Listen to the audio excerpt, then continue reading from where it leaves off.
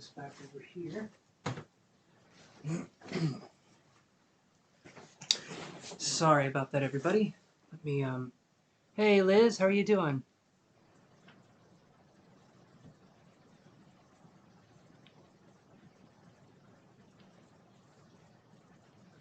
Hey, Kelly, how are you doing? Let me just get these organized here. Elizabeth, hello. Sephwa, thank you. Everybody, wow. Right off the bat, we're getting quite a few people. This is good. This is good news. How are you doing, Elizabeth? It's been a minute since you've been on.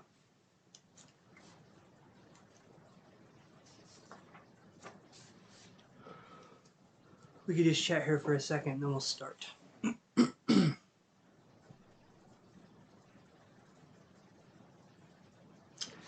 Move over here a little bit more. Well, let's do this. Here we go, and then let's...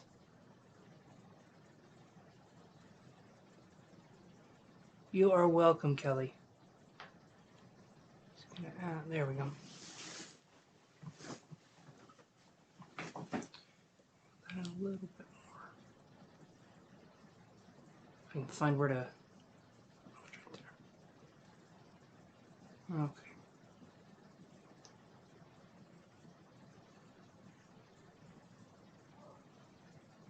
Oh, I can actually just do it like that. There we go.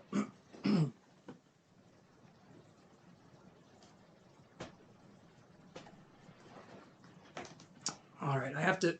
I need to set that up before next time, but... Hopefully everyone can hear me okay. I'm thinking you guys can.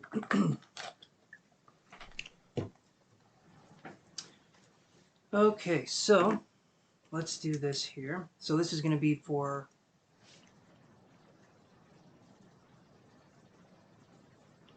Oh, awesome. Well, happy birthday. I know all about wanting a chill birthday. That's how I want it every year.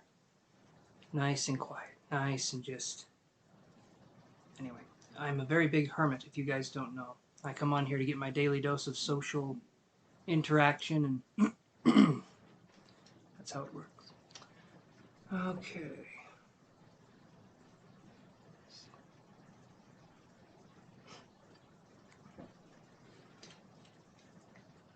All right, so let's get started, guys. Well, we have everybody here. We can do some pick-a-pile readings. Go from there. I am sorry about my throat, guys.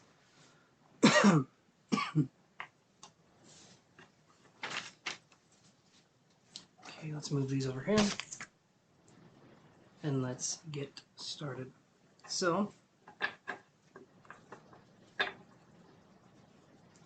hopefully everybody, it sounds like Elizabeth has a fun weekend planned. So, that's really awesome.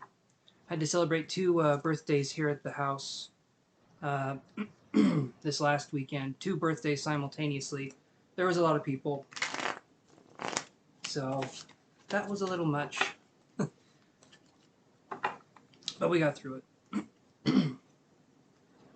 Birthdays are fun, but sometimes with all the people, for me it's a lot. I get overwhelmed pretty easily.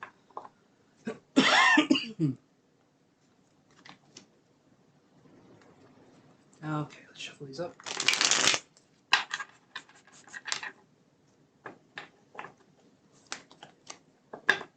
So, June 12th to June... Actually, we got 3 days. We got June 12th, June 13th, and June 14th.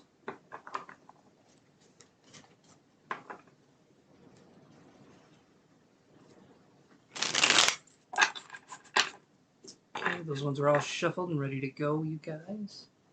Let's see what else we can get here. Thank you, Liz. I appreciate that.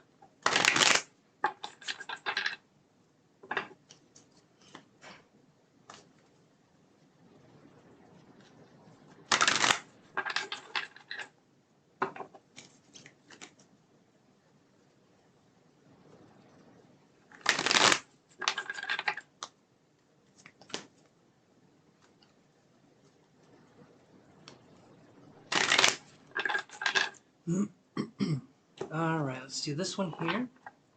Let's see what we can come up with. So you guys, pile 1 or 2 for the 12th, which is tomorrow. We're almost done with shuffling the decks here. 2, okay. 2 is a good pile. Liz says 2.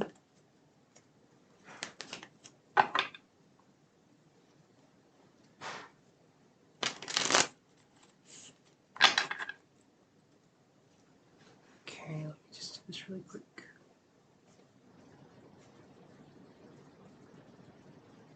There we go. Oh. Alright, so we'll do pile 2 and then we'll do pile 1. Looks like the 2s have it.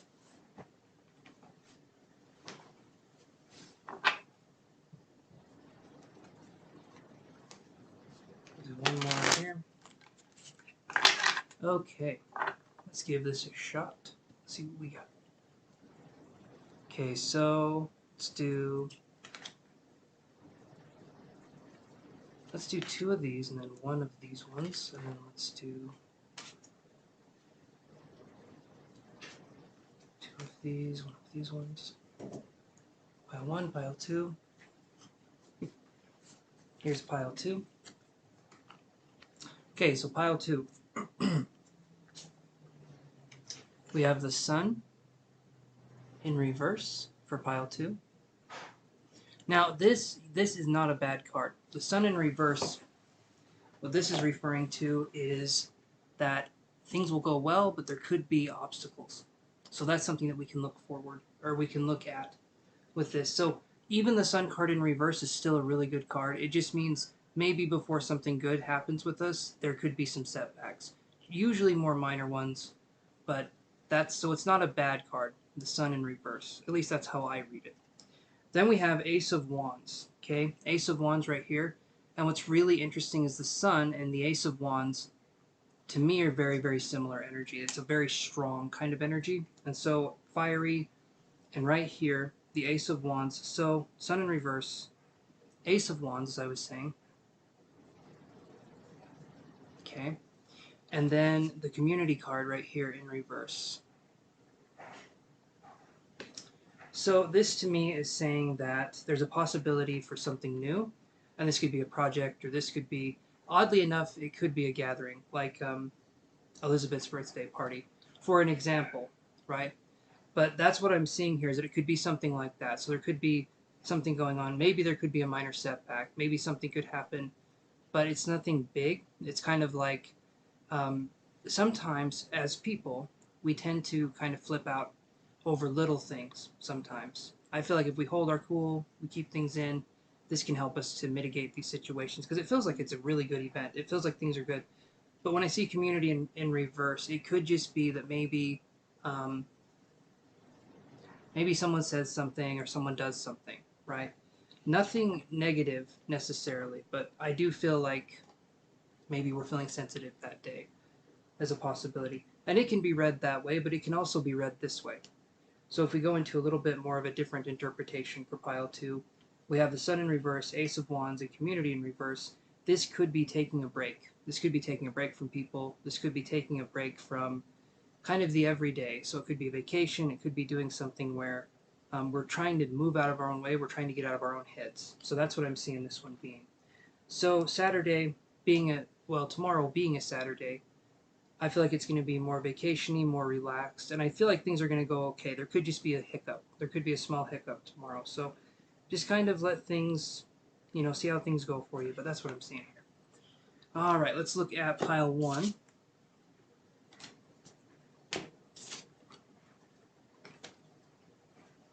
Okay, so for pile 1, we have Ace of Pentacles,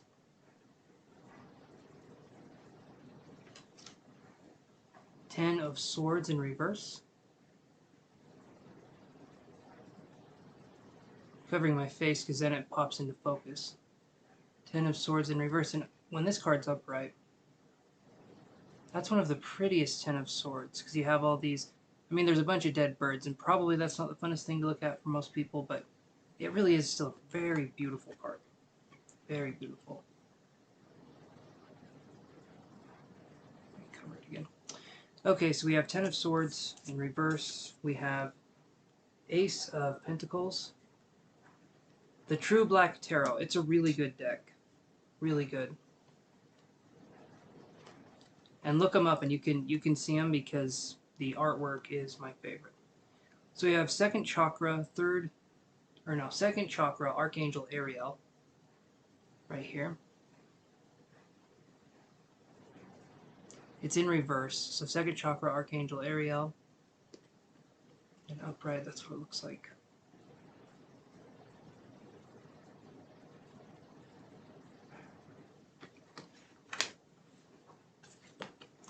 So Ten of Swords in reverse, second chakra, Archangel Ariel, and the Ace of Pentacles. So tomorrow could be a day where maybe we're going somewhere, maybe some of us are looking for investments, or maybe some of us are looking for a new place to live or a new place to start. So tomorrow could be us kind of venturing out, seeing what's out there for us. Maybe we don't have any plans yet, but I'm feeling like that's a way that we can ease our anxiety. I feel like there could be anxiety for tomorrow, and I feel like looking at possible places to live or looking at possible situations where we can kind of venture out on our own in a different way. I'm feeling that's what tomorrow's going to be. It feels like it's kind of a new or a fresh start, is what I'm feeling here. Then we have second chakra, Archangel Ariel, in reverse, and this is about choices. So we could be feeling overwhelmed tomorrow, because when I see this card in reverse, I'm feeling like we're overwhelmed with choices, or we're overwhelmed with possibilities for what could be coming for us. So when we're looking at this right here, the thing we need to remember is, and I say it on the channel all the time, if we're kind and we're considerate to ourselves and we're gentle with ourselves, when these kinds of situations come up, we can handle them a lot better because we'll come at it from a more calm voice and a less anxiety voice, right? We'll come at it, we'll be able to think more clearly, we'll be able to have more options when we're having choices. A lot of us, I feel like we get overloaded pretty easy.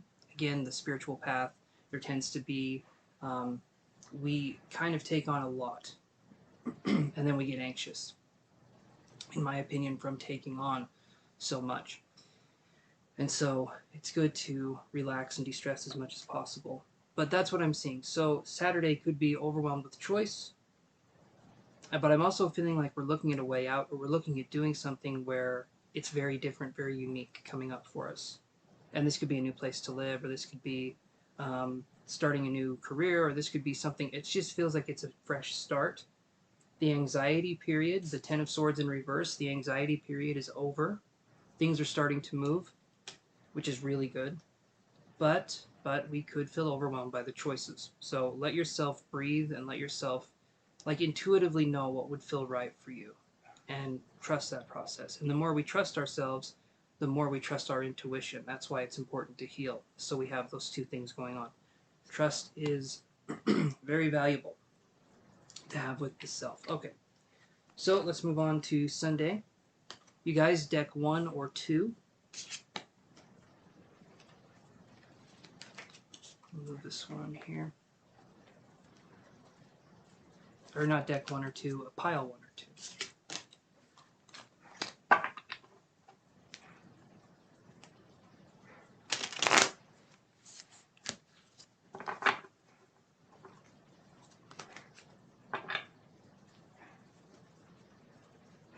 Elizabeth says 2. Okay.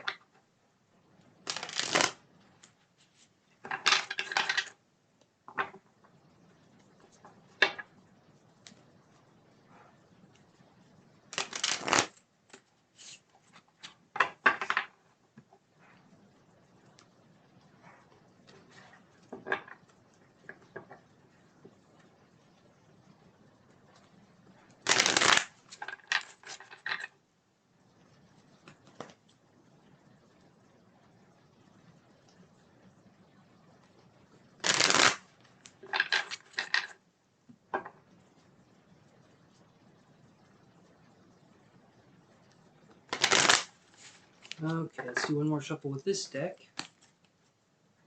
Then we can go from there.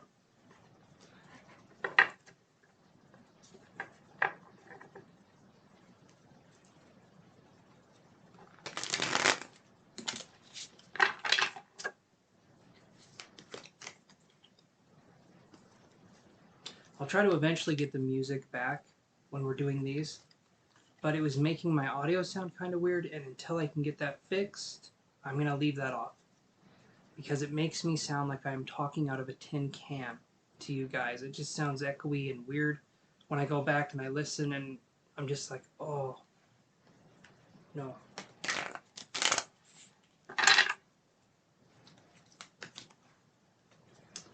No, no.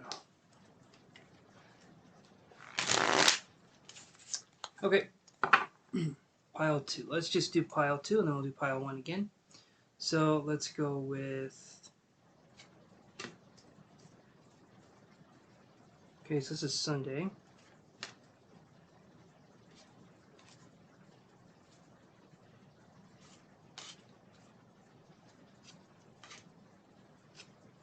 Okay, Sunday, pile 2. Here's what we got. We have Happy Family.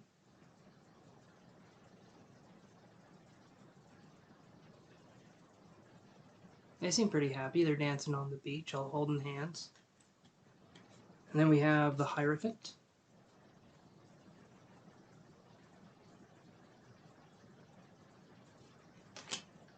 And then we have Death in reverse.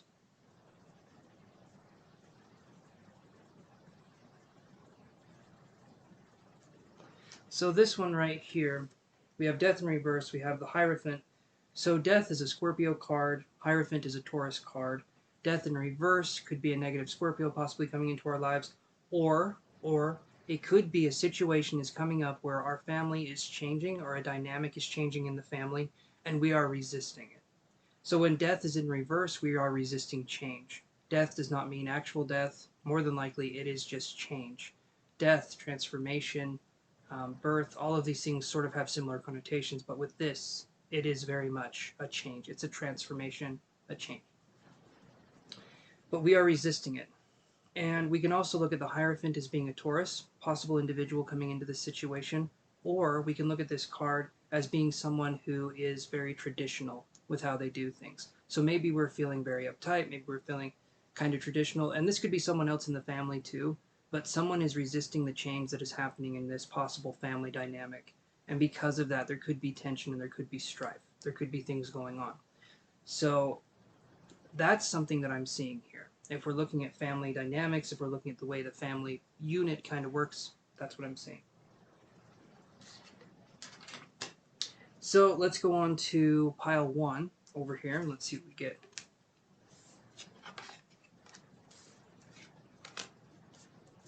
Okay, so we have this card for pile 1.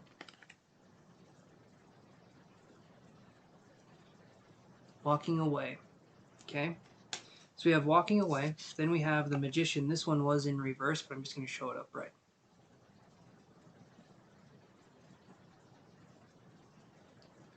Okay? And then we have the 7 of Swords.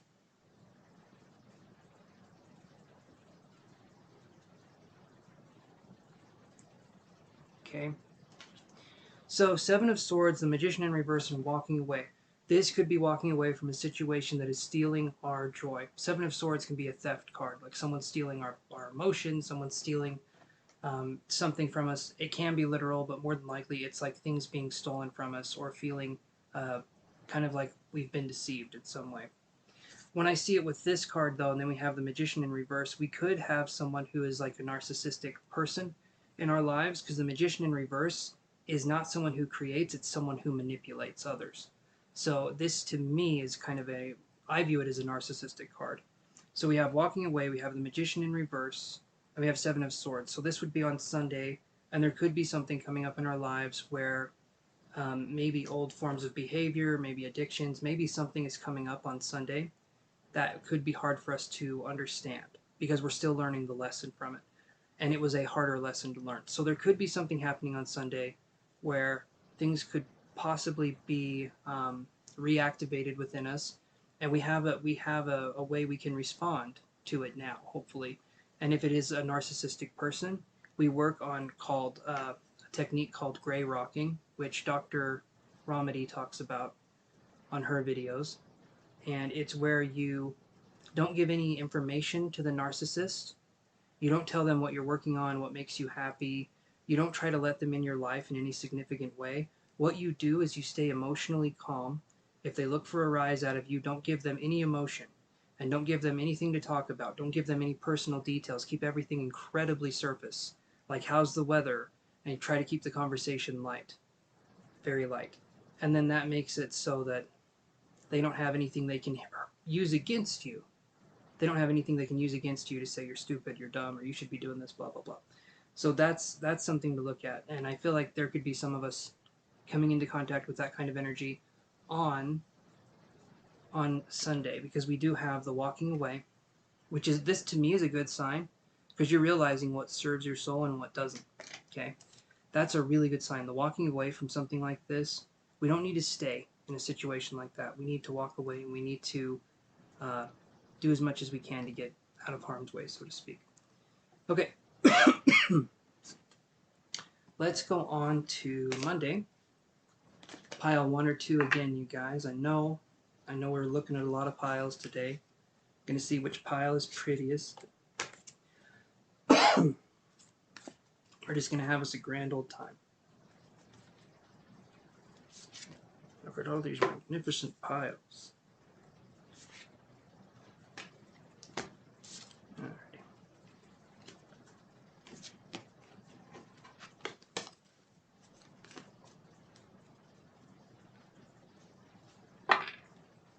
One this time, Elizabeth is changing it up a little bit.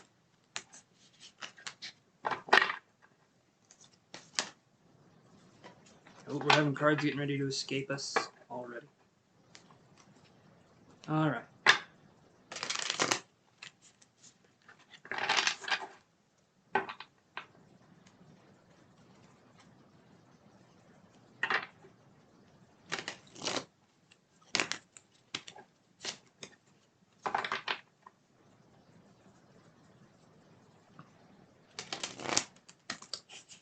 This deck right here, I love this deck. This is the True Black Tarot deck I was talking about, Elizabeth.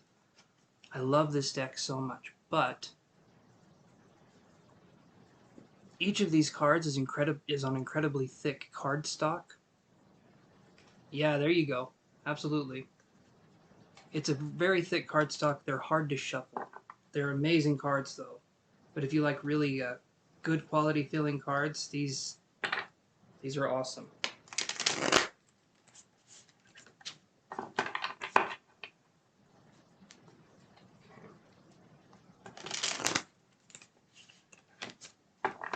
So you're hearing me with those ones, and I'm like struggling. Right, I'm struggling.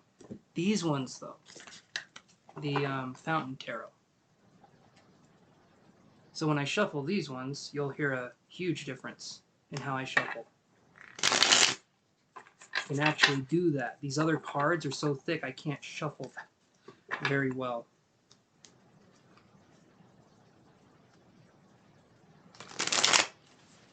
It's a good one. It's a good one to get. True Black, and there was another deck I was looking at that looked really awesome. I like the, it's like retro neon kind of stuff, like really colorful cards. And I'm seeing some on Etsy. Hey Raven, how are you doing? Etsy has a lot of good cards.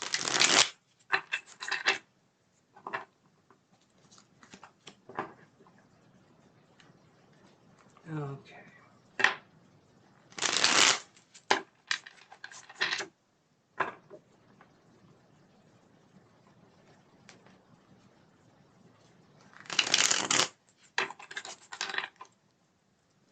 Alright, let's shuffle these ones and then you're good. Made a big mistake. Uh-oh.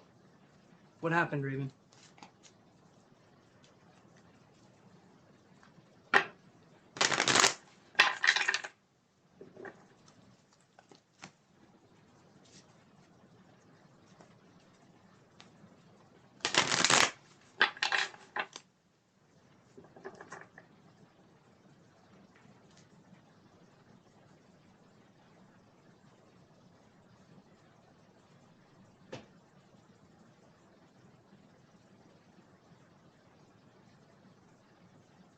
Wait, hold on. What was the deck? You said lenticular deck? Oh. Okay. Oof. Are you, is everything okay, Raven?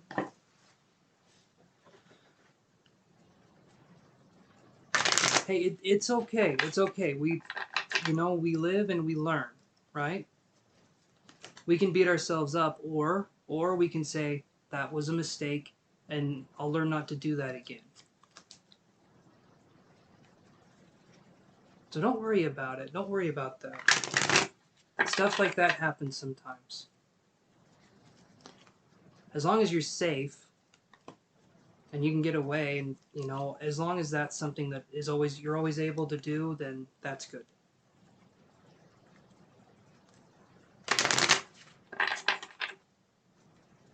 But I'm gonna have to look at that lenticular deck. That sounds very interesting. Okay, let me do this here.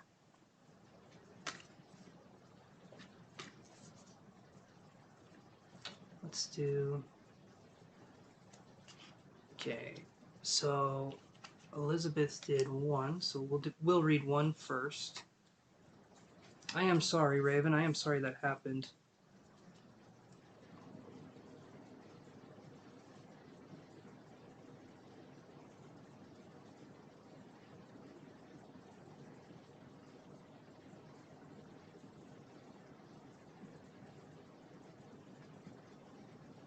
Well, yeah, I've got some decks too. I do need to up my collection a little bit, and that sounds kind of like just neat enough of a gimmick that I can be hooked in.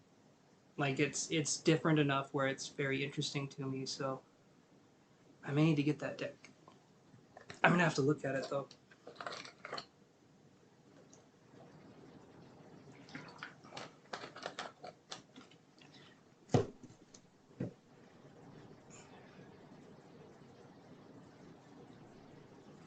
Oh, Raven, I am so sorry. I'm so sorry about that. He's not. He's not right though. Okay. He just knows how to get to you. That's narcissism right there, or narcissistic traits. They don't know. They don't know what they're doing. It doesn't give them an excuse, and they're mean. And well, some of them do know actually, but it doesn't give them an excuse to do it. But they just don't care about other people. Unfortunately, here is pile one.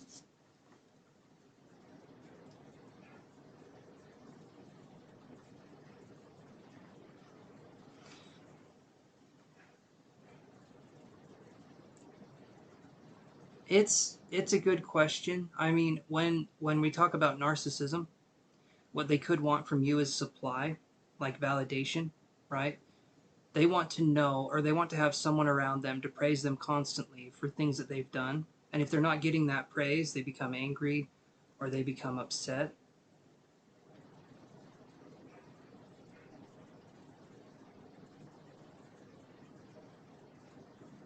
Absolutely, Coco. Absolutely. So we have, well, let me see here. I do want to address this because this is something that, yeah, I agree with Coco. Do whatever you can because this person, they're just going to bring you down. And especially on days when you're feeling good, they're going to bring you down. They have a way of seeking you out. So blocking them makes it so they can't come back in. Sounds harsh, but it is absolutely necessary.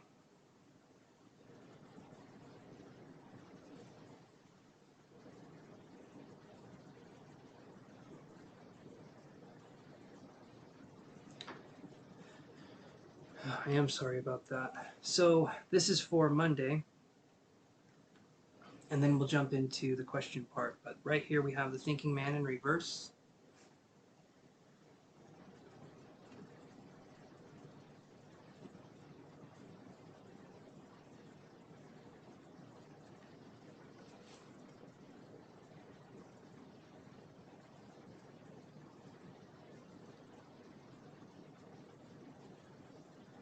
It sounds to me, Raven, and it sounds to me like even if he had psychic abilities, if he had something like that, there's narcissism there. He's using it to try to control you or try to put you in a state where you're vulnerable. If you're worried about your dad, right, then that makes you more vulnerable, and that makes him kind of a hero figure, right? That makes him someone who's trying to help in a messed up way, but it's just another tactic to control you.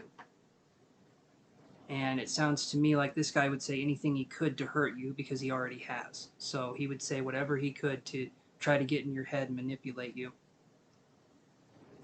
And I'm sorry that happened, but that's what I'm seeing.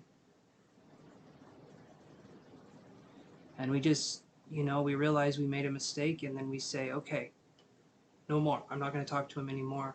And then we move on from there. We got to be gentle with ourselves too, because if he got upset with, if he said things that upset us, and then we go back in our own heads and we get mad at ourselves, we're doing the same thing. We're doing the same thing. We're bullying ourselves for making a mistake, and that's not going to help us. So we need to take a step back, be gentle as we can.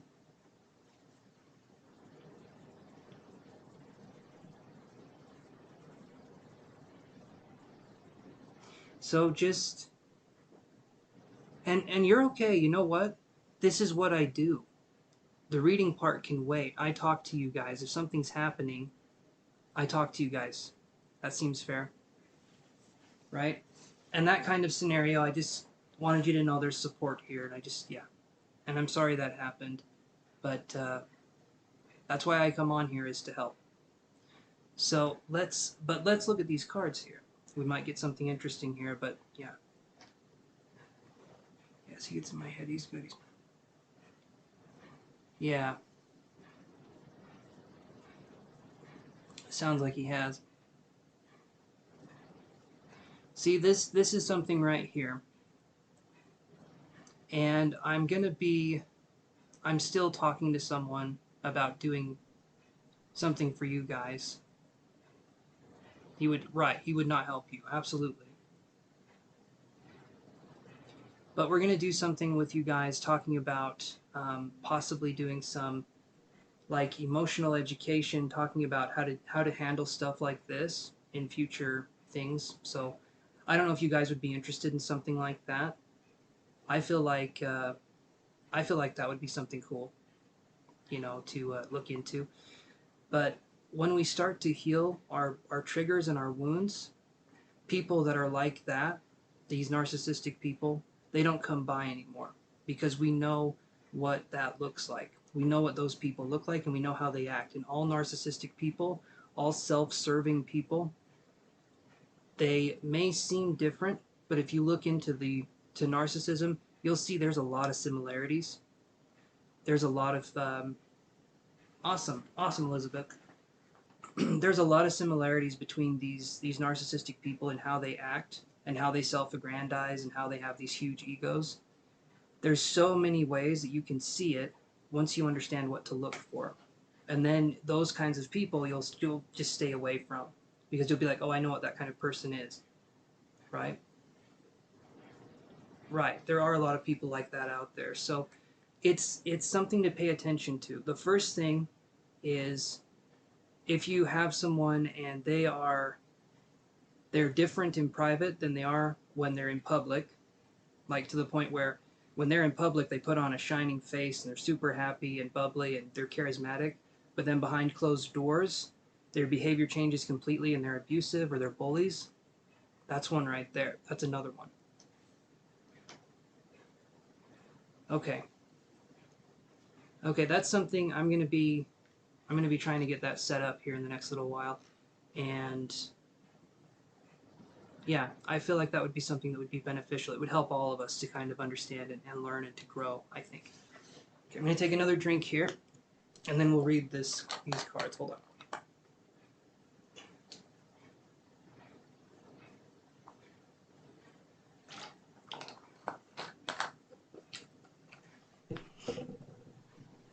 Okay. So here's what we got, guys. So we have the Thinking Man in reverse. And then we have the Chariot in reverse.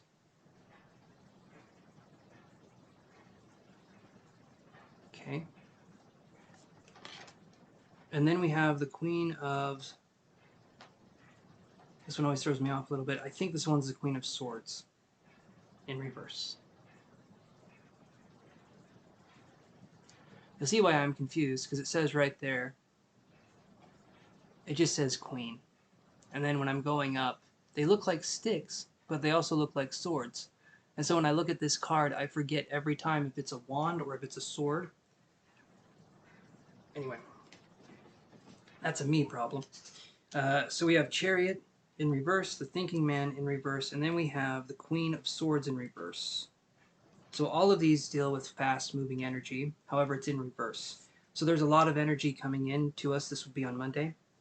And it's going to be energy that at first seems non-productive, because it's going to be something that's going to limit our ability to possibly think our way through something. I'm feeling like there could be something that comes up where we're no longer trying to think our way out of it, trying to think our way through it. We're letting our emotions guide us. That's what I'm feeling here. However, there's resistance to this. I'm feeling like there's a blockage to when this energy starts moving. We're gonna want to think about it. We're gonna want to do something, but I feel like something's gonna happen on Monday where our perception changes and we feel like we have to do something in a more emotionally intuitive way versus trying to think about it. Because when one's mind is filled with thoughts all the time, it gives no presence to think. Because we're thinking about thoughts. We're not thinking about the present moment. We're not thinking about anything else. We're not in the present. So we need to allow ourselves to be in the present. And if we're always thinking thoughts, and that's all we do, then we're distancing ourselves from our own bodies, so to speak. Hopefully that made sense. Some of that was from Alan Watts, if you guys really like very chill kind of philosophy discussions and things like that. Alan Watts is really good, very calming. Has a good voice too. You guys will like his voice.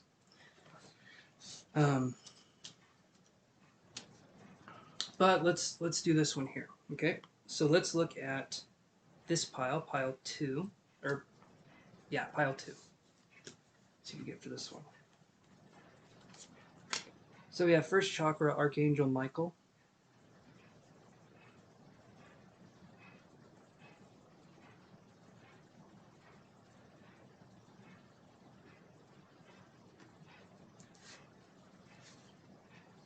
Thank you, Raven. You mean what I was talking about? A lot of that was there's James Watson there. There's other people too that I like to quote often. People that have helped me, you know. That's okay. So we have the first chakra, Archangel Michael. Again, I'll hold it up. Then we have the Two of Wands.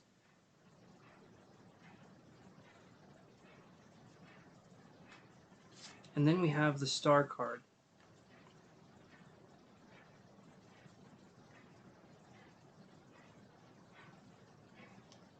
Okay, good. Good. I'm glad, Raven. So Archangel Michael is the first chakra. First chakra is stability and security. Okay? So this one deals with, and kind of like Archangel Michael, even though like the angels aren't known for having genitalia, such as the human creatures. But if we look at the first chakra, Archangel Michael, that kind of embodies the divine masculine, right? In the way that there's action taken, or there's action that's going to be taken. So when we have first chakra, Archangel Michael, stability, security, action, taking action, there can be passion here as well.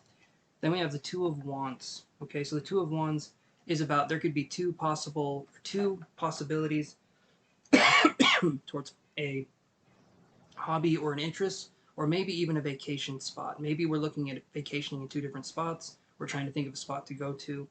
Or we're trying to think. To me, this is like there's a fork in the road, and for some of you it will be like a thinking fork. For some of you it will be an actual physical fork, like you can turn left, you can turn right. to go wherever you would want to go. But that's what I'm seeing here. And the reason I'm bringing up a possible destination is because if we have the Two of Wands and we have the Star card, that to me is making me feel like there is something at a distance. The Star card is about hope and things from a distance. And sometimes it can mean like social messenger messages, or it could mean something like that. But to me, the Star card is at a distance, and sometimes there's an online element there too. But that's what I'm seeing here. So, and it looks like it's a good card because Archangel Michael comes up. So I'm feeling like we're going to intuitively make the right decision, right? I feel like we're going to intuitively have something we do or we focus on. So that's what I'm seeing here. So let me put these away.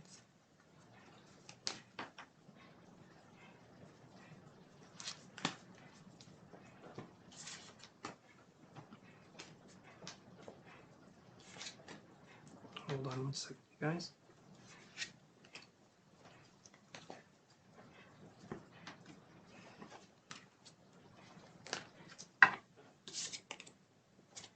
Okay. Those are all good to go. And now we can start doing this here.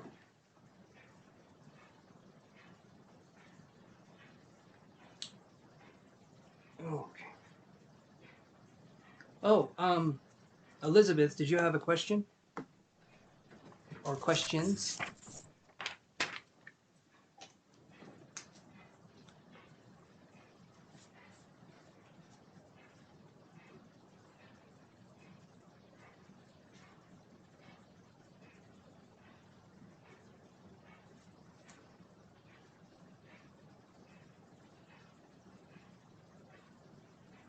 Let me do this, and then let me do... Okay, ask them. You're the first on the list here, so you can go right ahead and ask.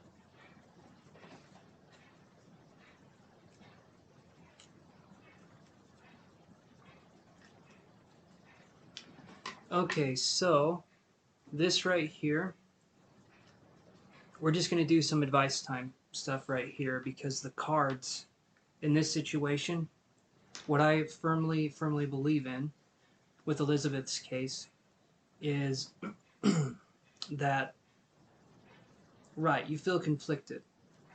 So the one thing I would say, Elizabeth, would be we want to do something where I feel like, and I don't feel like she will. I don't feel like she's going to apologize. That's going to be the thing that's difficult. Exactly. She just acted like nothing happened. That to me says there's not going to be an apology, because someone who was someone who felt things, who really understood situations emotionally and was there for you, they would understand that you don't come back and not apologize. She's trying to give you a gift because a gift is all that she can give. She can't give an apology, so she's going to give a gift, and she's going to think that's going to hold things over. But I can almost guarantee for a fact that if you get back in that relationship with her and you try to ever bring up this situation again, it's something that's you're never going to be able to talk about. You're not going to get an apology, and you're especially not going to get any admittance of wrongdoing from her. And I feel like you're a nice enough person that you would probably apologize expecting her to say something back, and that wouldn't happen. She's not, this isn't someone I feel like would be that way. The gift part, though, makes it messy because, yes, you are conflicted. You're like, what do I do? And if it was me in that situation, honestly, I would give the gift back. Tell her, I don't want anything to do with that, because what's happening is that gift implies a debt to her. That's what's going to happen. And if you don't respond to her, if you don't talk to her, she'll say, well, I gave you a present. Why aren't you talking? I gave you something. Why are you ignoring me? I did something so great. I gave you a present. Why are you not talking with me? Eventually, that could be something that happened, like lording something over you kind of a thing. And I wouldn't want to be indebted. No, that's okay. I had to stop myself from apologizing, standing my ground. It is so hard. It makes me so sad. And it will be difficult until you understand what you're worth. As soon as your self-confidence starts to grow and you understand your worth more and more, right now it feels very difficult because it feels like you're saying no to something. But what you're really doing is you're saying yes, but to the right thing. But it feels painful now because you're having to say no. And birthday wishes, but didn't respond to her or anything else. Okay. Okay. So it's up to you how you handle it going forward, Elizabeth, because with this kind of situation, I feel like the best thing to do is what you did was you said thank you and then you just said nothing else. So Dr. Romani, I think is her name, or Romedy,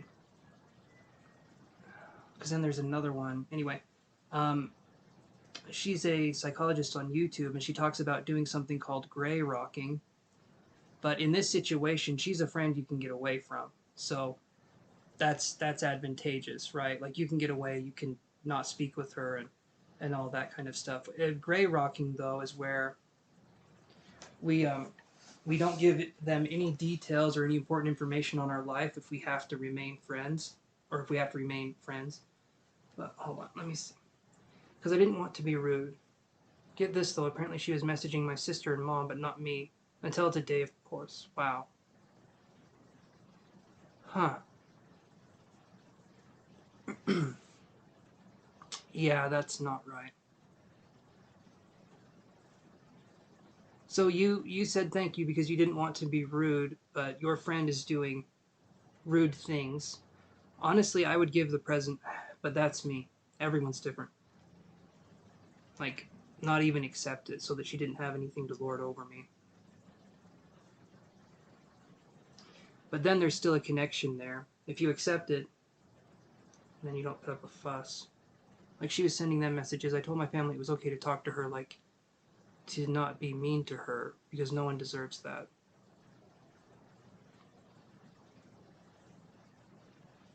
Hmm. No one, okay, so Elizabeth, no one deserves that. But when she treats you like garbage, when she is awful to you, you do deserve that. Do you know what I mean? Like, um, no one deserves to be treated unfairly. Handmade me the gift, so it would be even harder to give the gift back. Yeah, there's some strings attached with that, for sure. For sure.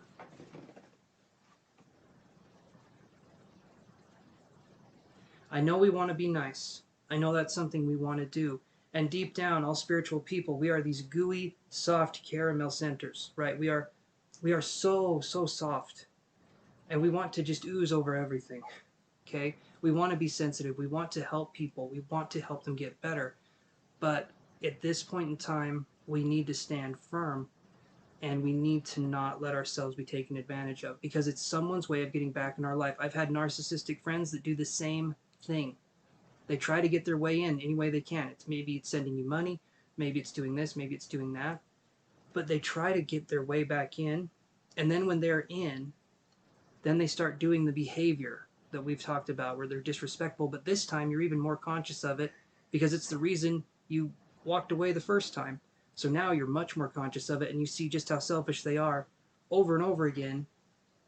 And I just don't want other people to go through that because that's a lesson that can be learned the first time, but it's also a lesson that's painful. I do get that. I do get that. And I didn't learn it my first time. I wish I did, but I'm just trying to prevent pain, right?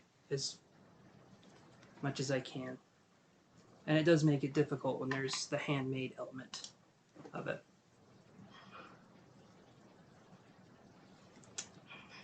So I can understand that.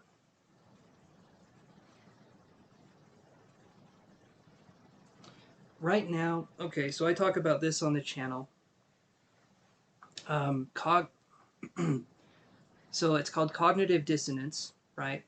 I use it to describe a few things, but in this scenario right here, there's a cognitive dissonance, and what that means is there's a split in your consciousness. One way you're saying, I want to do this thing, I want to be friends, I want to do this. The other way is saying, I want to, no, this way. The other way is saying, I want to do my own thing, she's not a good person, I'm better off not with her in my life, and all these kinds of things. Right now, you're thinking in two different directions, and that's going to be exhausting because your mind doesn't know what truth is yet. Your mind doesn't know which way to go quite yet.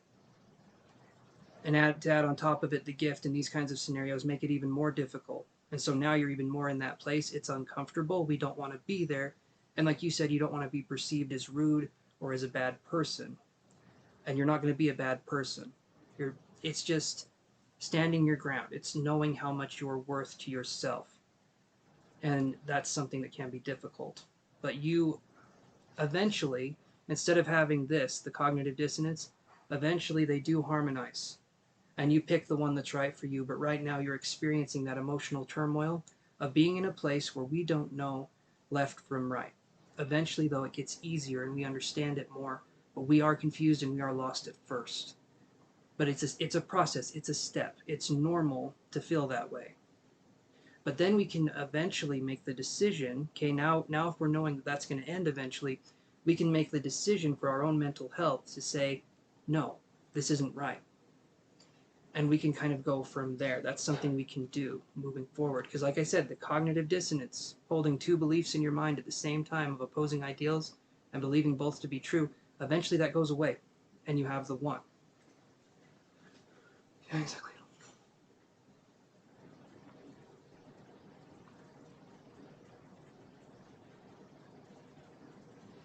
Okay, so you're saying, okay, so let me say this to you, Elizabeth, and anyone else watching.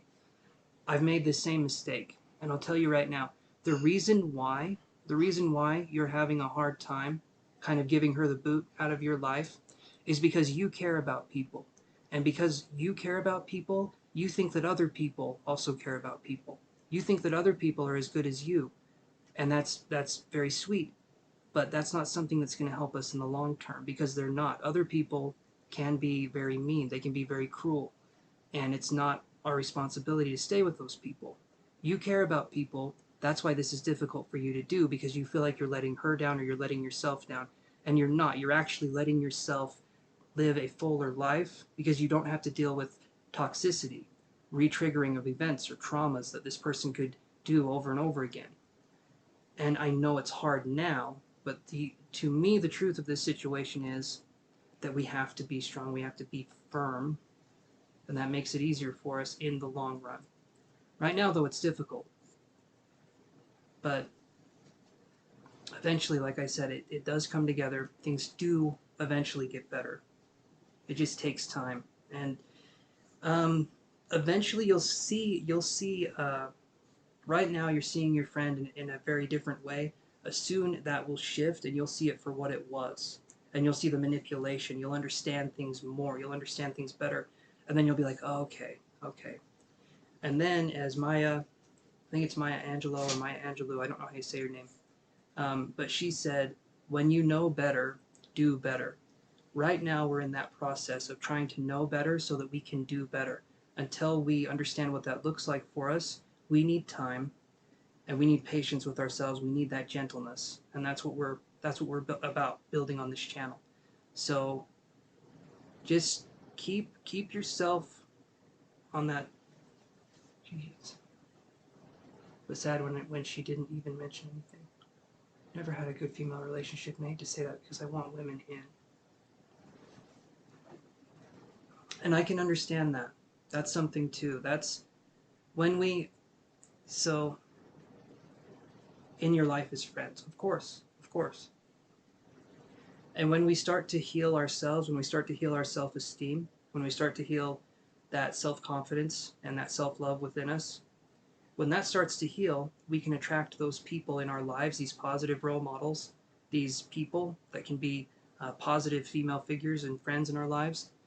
But we keep attracting people that we're kind of, we keep attracting people for the lessons that we need to learn, kind of what's going on here. So a lot of us have had um, maybe traumatic childhoods, maybe things have happened there.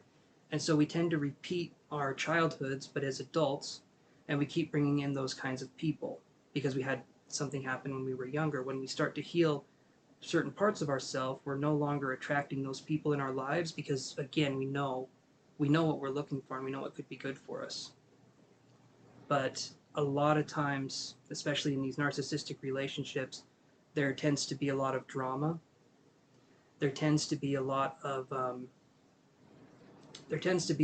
unsafeness in these kinds of relationships, and we've convinced ourselves that that's what love should feel like, and so that seems almost counterintuitive because it feels like we're going against the very nature of our being by trying to do something different because we've been told that chaos is love when really it's not.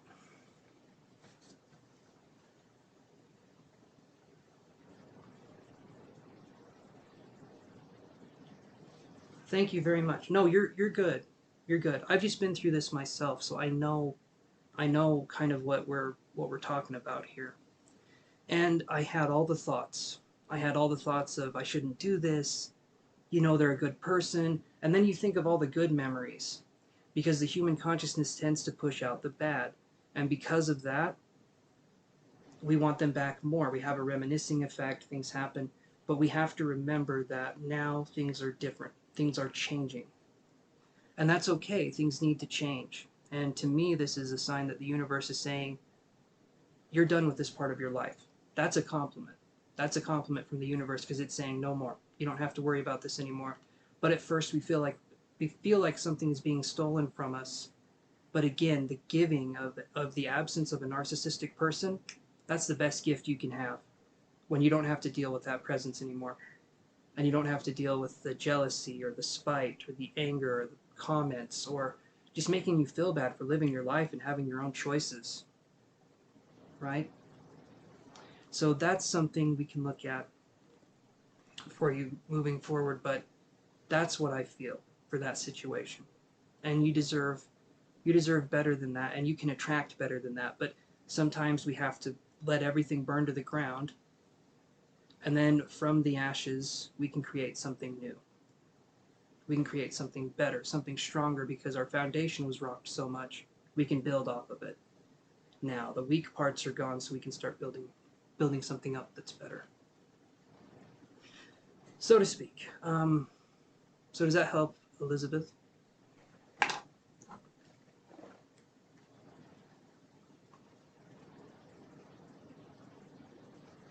Just seeing something here. Oh.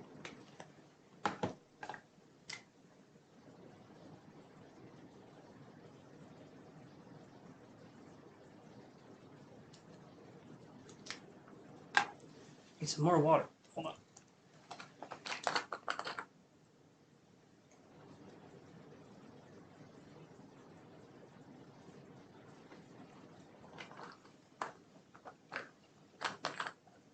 I'm still working on my stuff too, you guys. I don't have this perfected by any means. When I'm talking about this, I'm still learning too. It's not like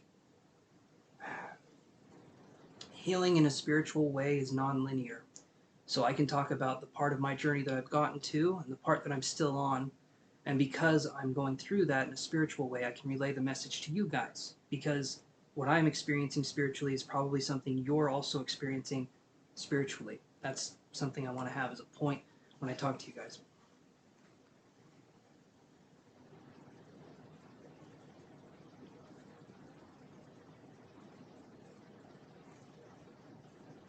Icelandic water, yes.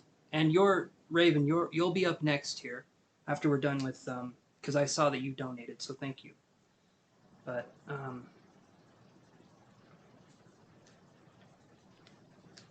yeah, that's something. Hold on one second. Yes, Elizabeth, you'll have to distance. That's true, and I know that's hard. But there's nothing I can really say to that because you're right.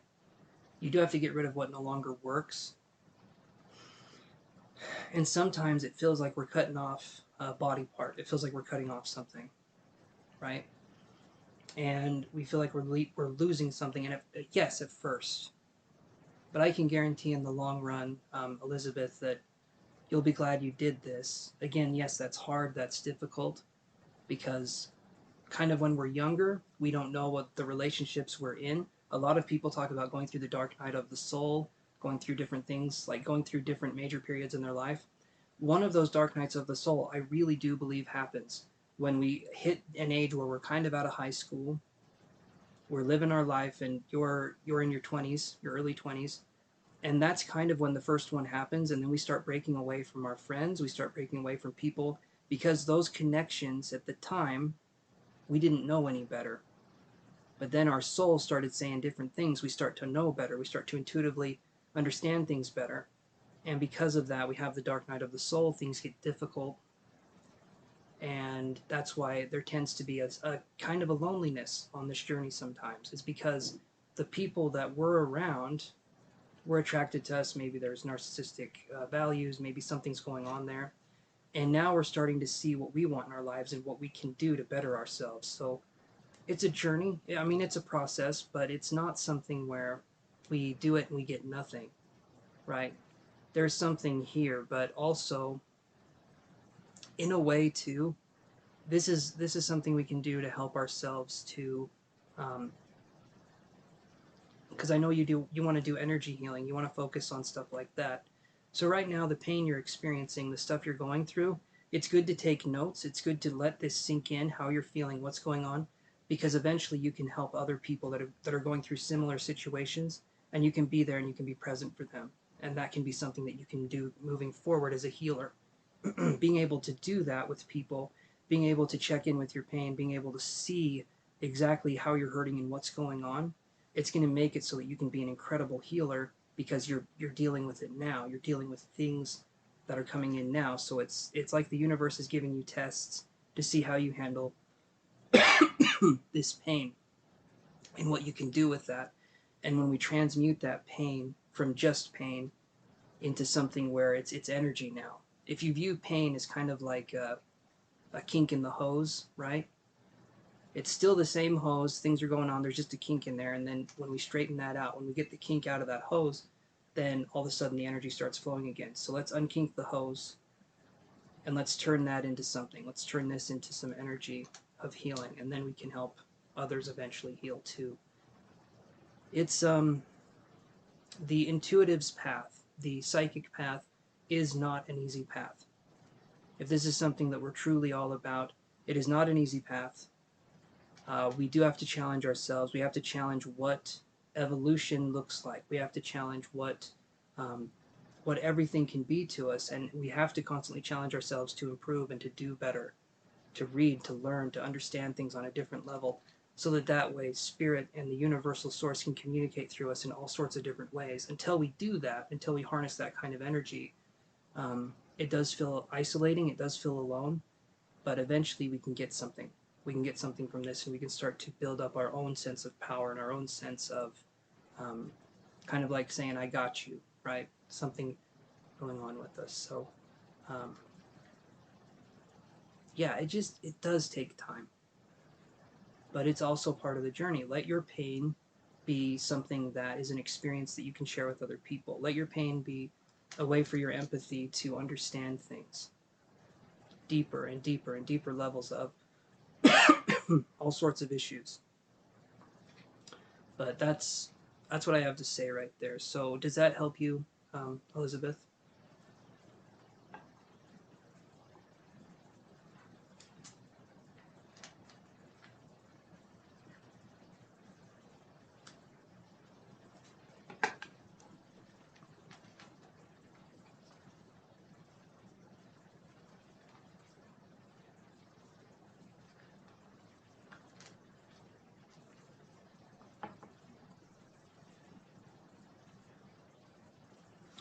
Yeah, put this in the garbage here, guys. Hold on.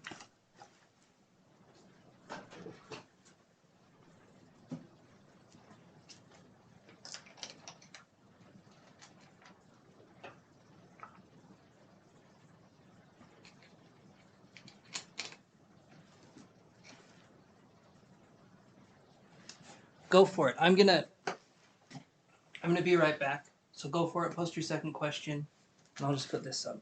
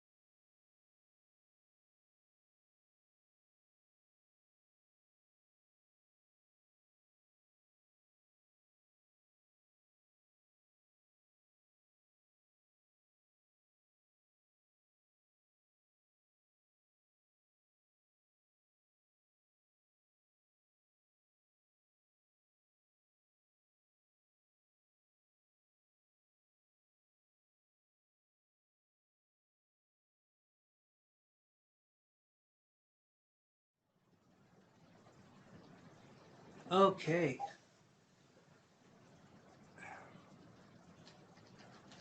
Raven, you're very, very sweet. Very, very sweet. He's so wonderful. I've never received a reading from someone this kind. That's very nice of you to say that. I appreciate that. Very sweet. Very sweet indeed. All right. So, let's see. Oh, okay. So Elizabeth. Oh. Okay, there we go. All right. Elizabeth says, I have a question about my friend Saul. He is the one person I have feelings for. I feel like there has been a shift in our friendship, a positive one, but I can't quite place my finger on what it is. Can you help me see how he feels about me? He's more emotionally reserved, so he is hard to read. You are good, Elizabeth. You're good. It's not a silly question, so you're just fine. Let me see what I can get here. Let's do this. Can I connect psychically here? Would that be okay with you? We can see if we can get anything for this. If not, I can use our other cards.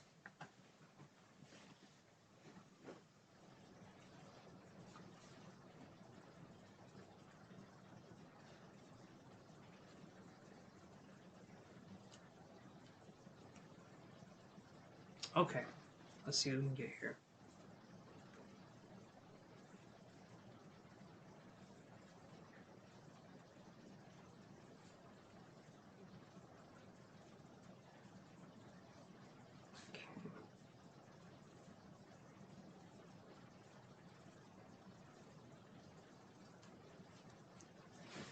Yoshi, Elizabeth loves you, buddy. You doing good over there? Oh, here. There we go. I'm sure he loves you too. Okay, Raven. Get yourself a good cup of coffee. Okay, let's see here. So, let's see what I can get.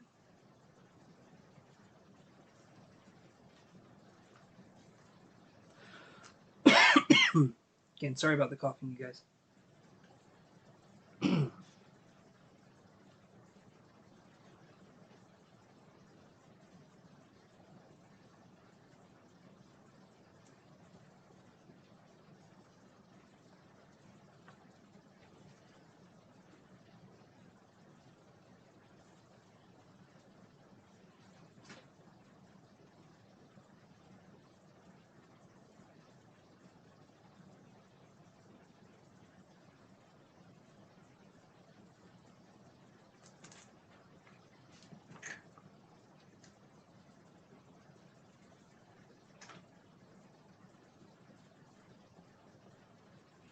Okay, so first thing. Okay, Liz, we can do that.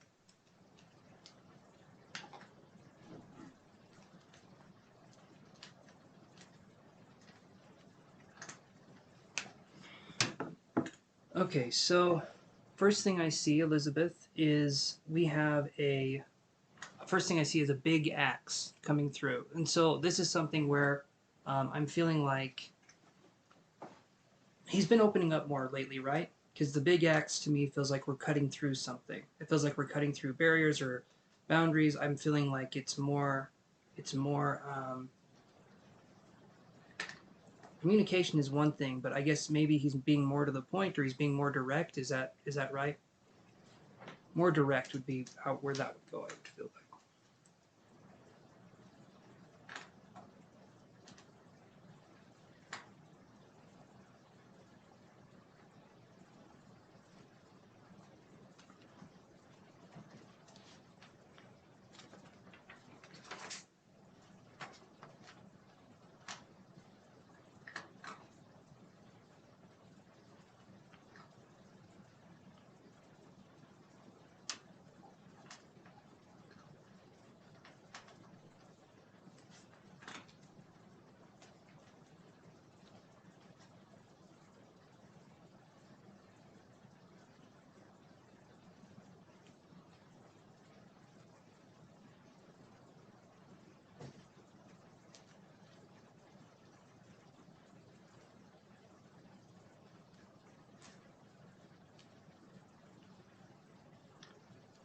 No, okay, so I said the first message that I got was a psychic or a big axe was what I got. And so this to me is I'm feeling like this person's being more direct and that the communication is more bold or it's more like I feel like this person's doing more, this person's taking more initiative or more action. That's what I was feeling. Um, that seems to be I wouldn't say necessarily aggressive, but it just seems like it's more um, I feel like we're getting something more out of the conversations lately. So that's what I was thinking.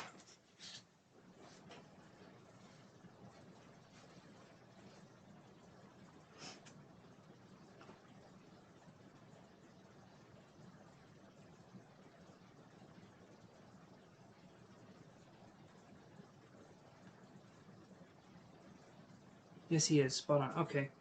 Um, is he someone, when I'm tuning into this energy, I'm feeling like I'm getting a sense of humor. Does he have a sense of humor? Does he do riddles or does he do anything like that? Is he someone who's funny or is he like more serious? Because, or if it has any weight behind it. Ah, he's been more flirtatious. Okay.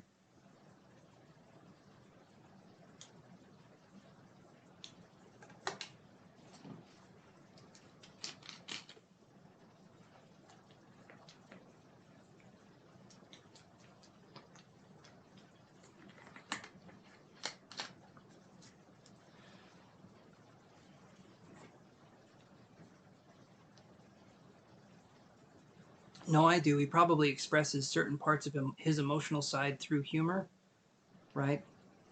Okay. No, that makes sense. So the funny part that I'm feeling is like someone who's trying to let go. They're trying to work on themselves. I don't feel like it's from a book or it's from anything in particular. I feel like this person's just trying to heal parts of themselves. Right. Not in a bad. Yeah, yeah. I understand what you're saying. I don't get a feeling with this person that there's intentions here that are bad. What I feel is they can be silly. They're being more bold and direct lately. And the Minotaur in the maze is something that keeps popping up. The big axe was the Minotaur's axe, and in the or a labyrinth, right? And I wish I knew the whole story. I can't remember it right now, but um, the Minotaur is kind of a mixture of man and beast, kind of a thing, and so we could have someone who's being bullheaded or someone who's charging ahead here with this. But when I just see the axe, it makes me think that we're moving ahead without necessarily being. I feel like we're being more careful. I feel like we're being more careful.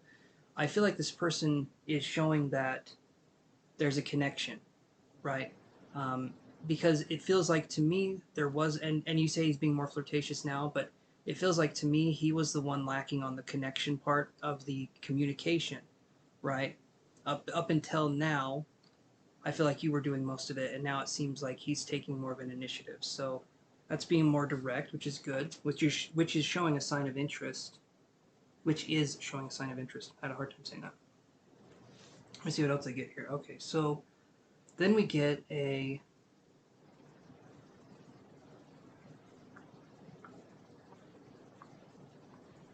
So I'm getting a carnival wheel here, like a Ferris wheel, and I'm wondering, does he get this way often, or is this the first time he's ever done this? When I'm seeing the Ferris wheel, I'm feeling like maybe this has happened before, but I'm not sure. I'm just questioning you on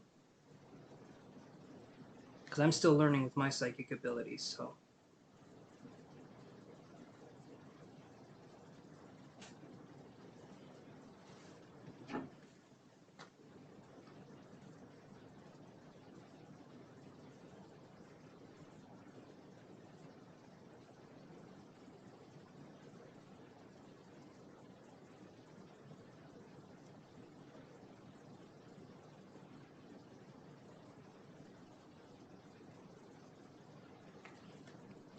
yeah, in terms of being flirty or in terms of being more, let's say, more friendly, more what is it, gregarious, right? More sociable. There we go. That's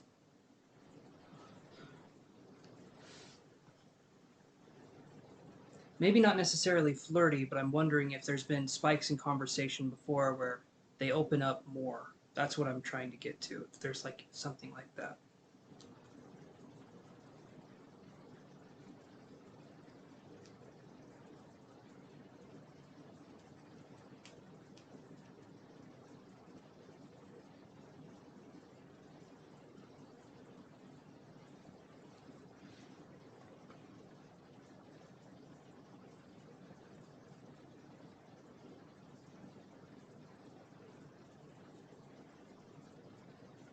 Oof, there is spirit here, and I do not know why.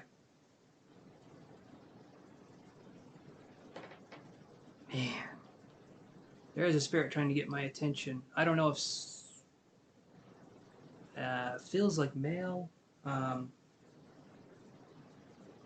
has Saul had anyone that's passed recently?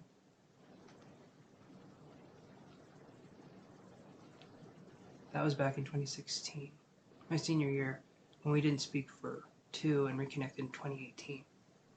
He was more bold in high school. Okay. Okay, yeah, because you guys were...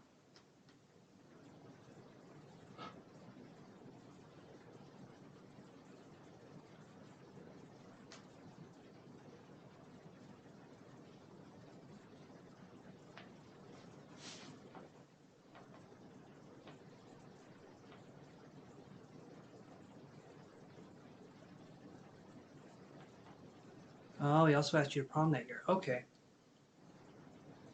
It didn't feel like a bad, it didn't feel like a bad energy or a bad presence. It just felt like and it felt like a spirit. It wasn't a person. It felt like a spirit was here.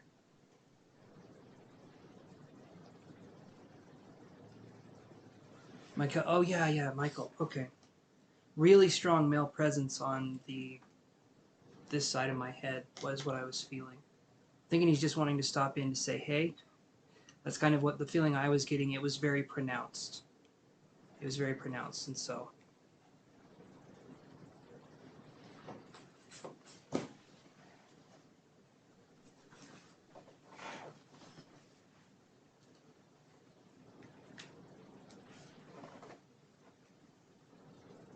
Okay, so he learned. Hi, Serena. Okay. All right, I will put you on the list here. Let me do that. And thank you very much for the payment. We'll get to you. So we're doing, right now it's Elizabeth and then Theta and then Raven. And right now, Elizabeth and then Raven. And then Liz, you're at the end, right?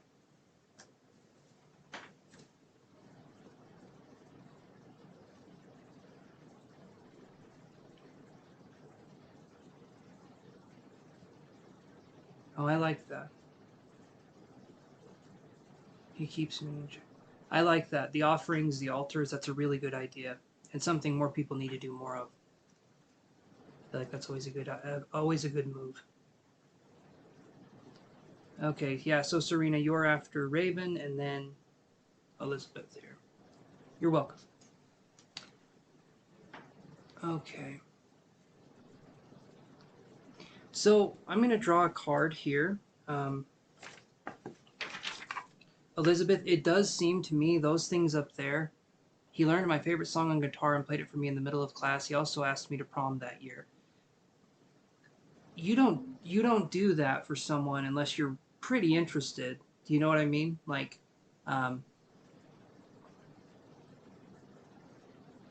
yeah, learning your favorite song, playing it, asking you to prom.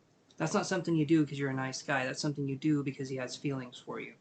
I mean, that one right there, that to me, that's what I see here. Okay, so let me go on a little bit longer here. So, let's see.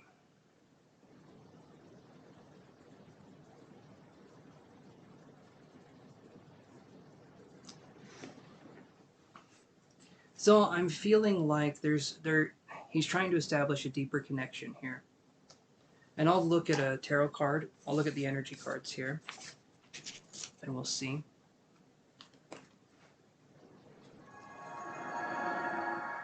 Thank you, Serena, for the subscription. I appreciate that.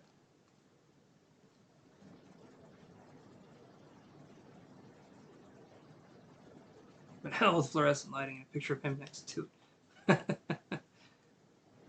I like that. I really like that.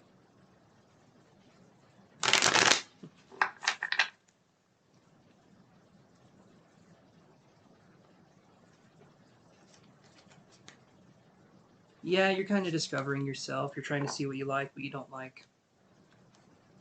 It's an expressionary time, right? Let me look here, though.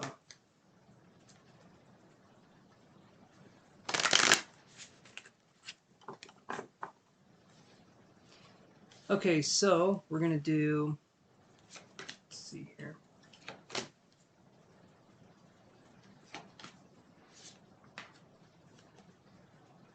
Okay, so this is what I get for the thing with Saul right here.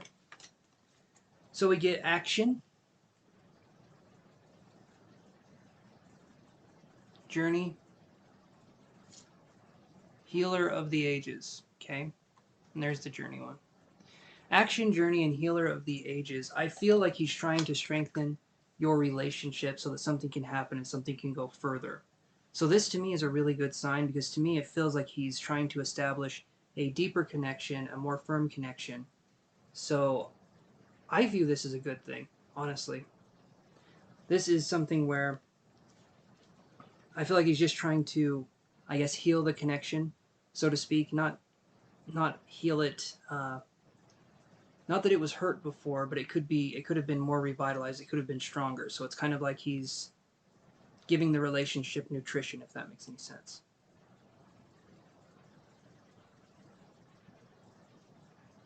Yeah, that is cool, isn't it? No, gotta cover my face. Always gotta cover the face. So this right here is, it's just him trying to make a stronger connection so that the relationship can possibly go further. So I view this as a good kind of thing here. A good kind of thing.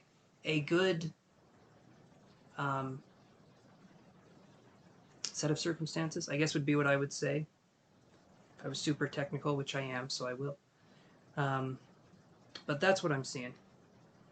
So, did you have a third question, Elizabeth? Hopefully, this answers the second one. We're starting to get a little bit of a line, and so as soon as a little bit of a line starts to develop, I tend to take a long time on each question until a line develops, and I hurry up a little bit.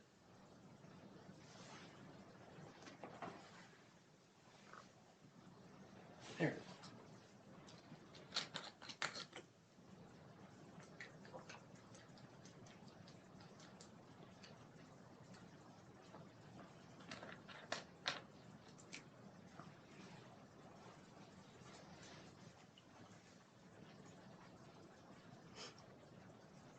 I do appreciate everyone that pays, and you guys are very patient.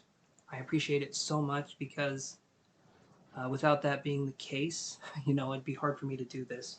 I can't move much faster than how I move, so yeah.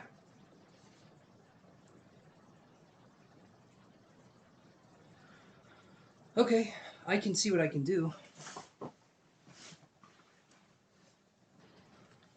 So here's what I'm going to try and do with this. I got to challenge myself a little bit because I need to practice more. So again, I'm going to be right back. I'm going to go to the bathroom. When I come back, then we'll look at connecting, right? Um, just because I want to see what I can pick up when I don't have a full bladder, first of all, but also because I want to be able to validate things, like evidential things, and then give a message from the evidential perspective. So I will be right back, and you guys sit tight, okay? Not going to be gone that long at all, I promise. Nope.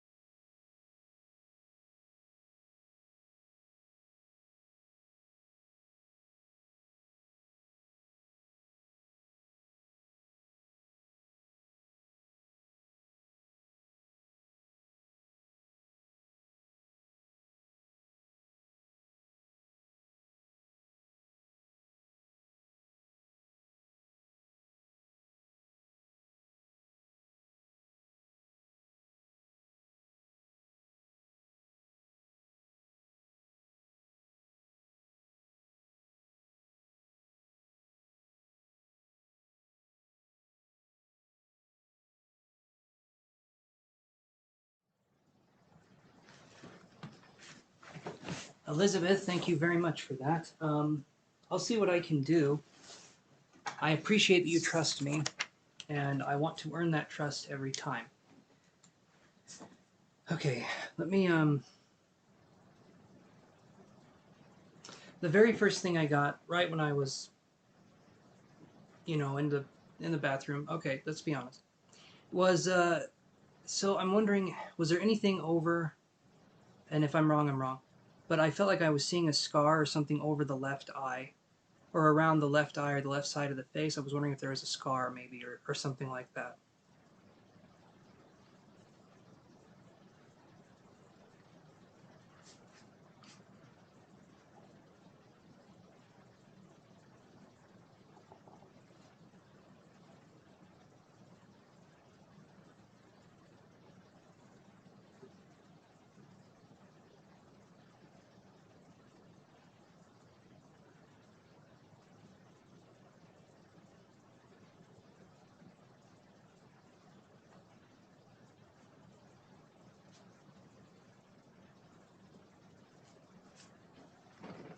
Okay.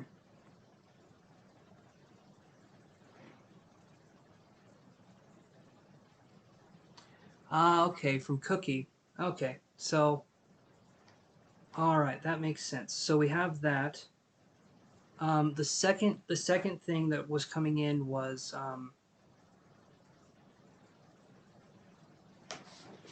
I see, okay, so as we're developing as mediums or as psychics, we build up a psychic dictionary, and we pull pictures and informations from that dictionary. So after he showed he didn't show me the scar. I felt like there was a scar on the left side of my face. I mean, he kind of showed, anyway, neither here nor there. But the second thing is that there was something very spontaneous that happened. You've talked about him before, but did he pass suddenly? Or what was there was like a spontaneous thing. I see popcorn, like popping when I see spontaneity or something spontaneous. So, because I can't remember how you said he passed. I do know you've said it before, I just can't remember exactly.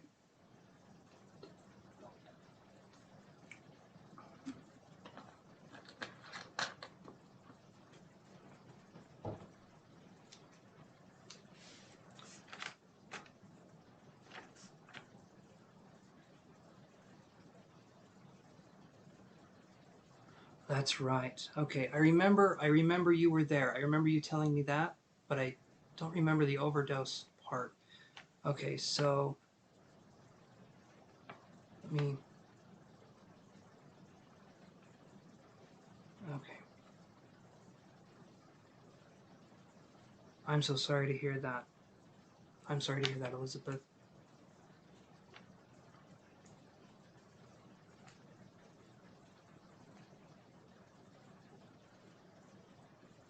Okay, and so the spontaneous or kind of the quick passing, the popcorn.